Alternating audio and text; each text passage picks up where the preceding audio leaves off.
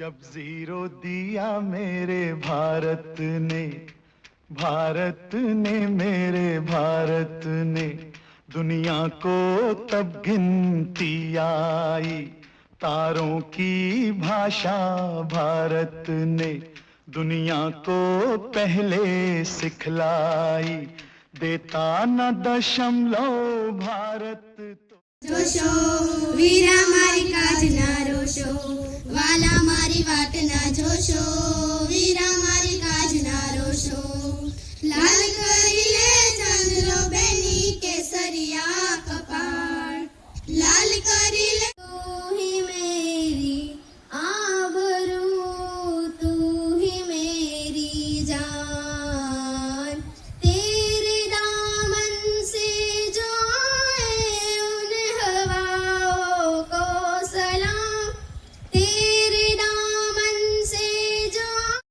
દેશને અંગ્રેજ શાસનમાંથી મુક્ત કરાવ્યો. તેમાં સૌથી મોટું યોગદાન મહાત્મા ગાંધીજીનું રહ્યું છે. મહાત્મા ગાંધીજી વકીલાતના શિક્ષણ માટે દક્ષિણ આફ્રિકા ગયા હતા. ત્યાં તેમણે ગોરાઓ દ્વારા હિન્દીઓને થતો અન્યાય નજરો નજર જોયો. તેમને પોતાને પણ ત્યાં ચાલતા રંગભેદનો કડવો અનુભવ થયો. તેમણે તે અન્યાય દૂર કરવા માટે અહિંસક લડત ઉપાડી. તેમાં તેમને સફળતા મળી.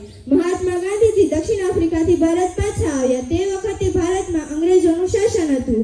ભારતને અંગ્રેજોની ગુલામીમાંથી મુક્ત કરવા માટે મહાત્મા ગાંધીજીએ દેશવ્યાપી આંદોલન શરૂ કર્યું. અહિંસા અને સત્યાગ્રહ તેમના શસ્ત્રો હતા.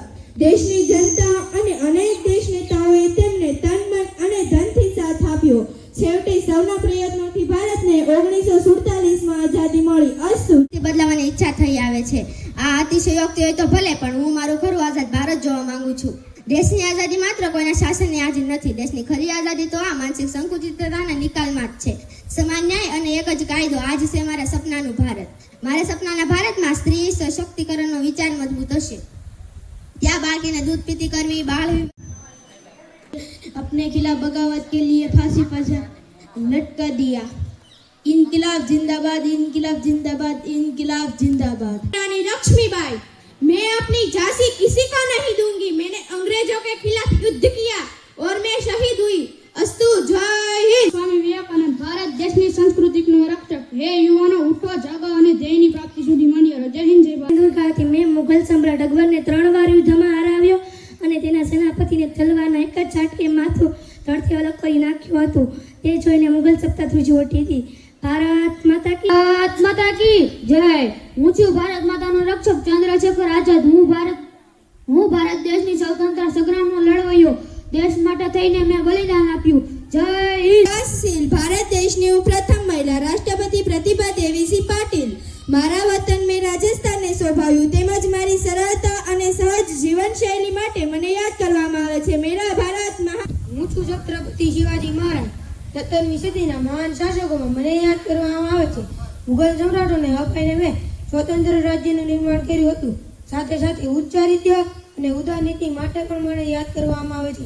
જય ભવાની. મહારાણી તારાબાઈ છું. છત્રપતિ શિવાજી મહારાજને પુત્ર વધુ અને મરાઠા સામ્રાજ્યની સિંહ દિલ્હીના સુલતાન ઔરંગઝેબ સાંભળીને મારા પતિના અવસાનથી મરાઠાઓ નમરા નથી પડ્યા. જ્યાં સુધી આ તારાબાઈના શ્વાસ ચાલશે ત્યાં સુધી મરાઠા સામ્રાજ્ય પર કોઈ આંચ નહીં આવે.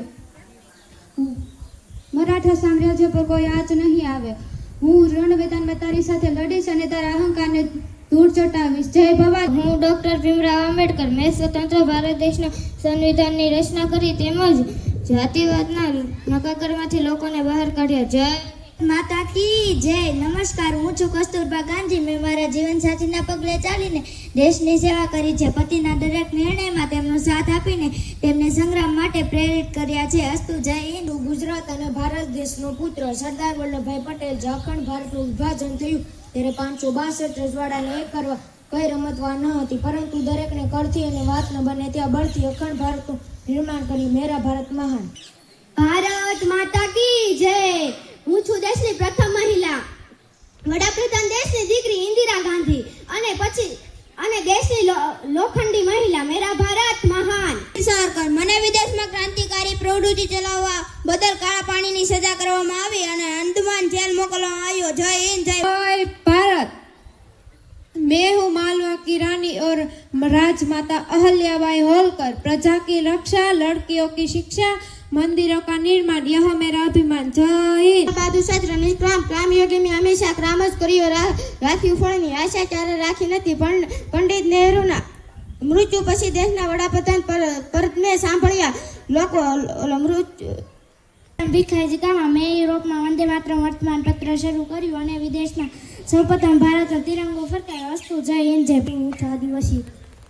આદિવાસી સમાજનું ઉદ્યારણ બિરસા મુંડા જમીન ધારોધાર કરવામાં આવતું આદિવાસીઓના શોષણ વિરોધિયા મેં ચળવળ ચલાવી હતી. रज़िया सुल्ताना भारत देश में दिल्ली की गद्दी पर शासन करने पहली भारतीय महिला. अस्तु जय. મહારાણી સીમાબાઈ દ્વિતીય પડદા પ્રથમ અને બાળ વિવાહ શિક્ષણ સરાગીકરણ રાષ્ટ્રીય મંચ પર નેતૃત્વ થયા હતા. જય હિન્દ જય ભારત.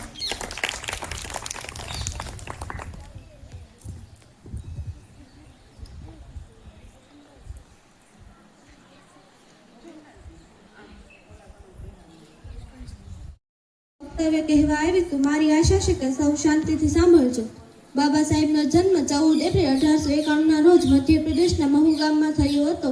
તેમણે બાળપણથી જ જ્ઞાતિવાદ અને અસમાનતાના અનેક અપમાનો સહન કર્યા, પરંતુ તેમણે શિક્ષણને પોતાનું હથિયાર બનાવીને તેઓ દેશના પ્રથમ કાયદા મંત્રી બન્યા. તેમણે રાત દિવસ એક કરીને ભારતને વિશ્વનું સૌથી મોટું અને સર્વશ્રેષ્ઠ બંધારણ આપ્યું. से है माथा माथे पे माटी सजा के चले माए चलती रहे बेख्वाफ हवाए लहरा के चूमे तिरंगा आजादी रहे आबादी રહે તું. 47ના રોજ આપણો દેશ અંગ્રેજોની બ્રિટિશ ગુલામીમાંથી મુક્ત થયો. આજે એ આપણને સરળતાથી નથી મળે. તે માટે મહાત્મા ગાંધી, ભગતસિંહ, સુભાષચંદ્ર બોઝ, સરદાર વલ્લભભાઈ પટેલ અને ચંદ્રશેખર આઝાદ જેવા લાખો દેશભક્તોએ પોતાનું લોહી વહાવ્યું છે અને બલિદાન આપ્યા છે. રહ્યા બાદ જે આઝાદ થયા હોય તેની આઝાદીની કિંમત સમજાય છે. આપણા દેશને આઝાદ કરવા માટે હજારો ક્રાંતિકારીઓ અને સત્યાગ્રહો જોડાયા. તેમાં સૌથી મોટું યોગદાન ભગતસિંહનું રહ્યું. શહીદ ભગતસિંહ ભારતના એક મહાન સ્વાતંત્ર્ય સેનાની હતા, જેમણે પોતાનું જીવન ભારત દેશ માટે સમર્પિત કરી દીધું હતું. તેમનો જન્મ અવિભાજ્ય ભારતના પંજાબ પ્રાંતના